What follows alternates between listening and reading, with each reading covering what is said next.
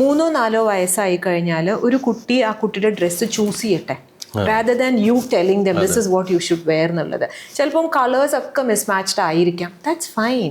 Let them choose, let them learn to choose. അതിൽ we will hand hold dum.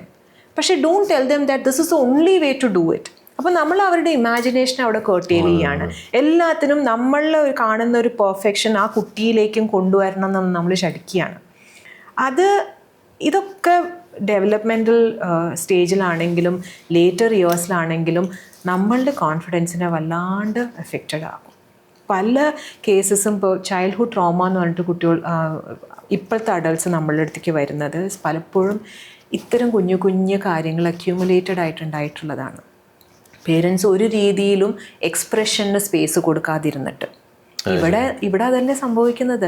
ഇവിടെ ഒന്നുകിൽ അവരുടെ മൊത്തം എക്സ്പ്രഷൻസിനെ നമ്മൾ കോണ്ടന്റ് ആക്കുന്നു, അല്ലെങ്കിൽ ഇന്ന രീതിയിൽ എക്സ്പ്രസ് ചെയ്യാൻ പാടുമെന്ന് പറഞ്ഞാൽ നമ്മൾ ക്യൂറേറ്റഡ് കോണ്ടന്റ് ഉണ്ടാക്കുന്നു.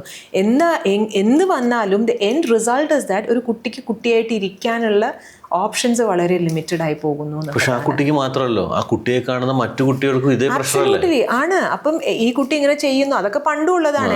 ഈ അപ്പുറത്തെ വീട്ടിലെ കുട്ടി ഇങ്ങനെ ചെയ്യുന്നു, അപ്പം എൻ്റെ കുട്ടി ഇങ്ങനെ ചെയ്യണം. ഇത്തരം കമ്പാരിസൺസ് ഒഴിവാക്കുക. പിന്നെ ഇൻഫ്ലുവൻസിങ് എന്ന് പറയുന്നത് അതാണല്ലോ അല്ലേ, ഇൻഫ്ലുവൻസ് ചെയ്യല്ലേ ചെയ്യണേ. എൻ്റെ രീതിയാണ് മികച്ച രീതി, അല്ലെങ്കിൽ എൻ്റെ രീതിക്ക് നിങ്ങൾ വരൂ എന്നുള്ളതാണല്ലോ ഇൻഫ്ലുവൻസേഴ്സ് ചെയ്യുന്ന. Rather than sharing, rather than giving out information, it is also telling in a very subtle passive manner that what I'm doing is right. Learn from me nulladanaalo. There is nothing wrong in that, but then use your own intelligence also.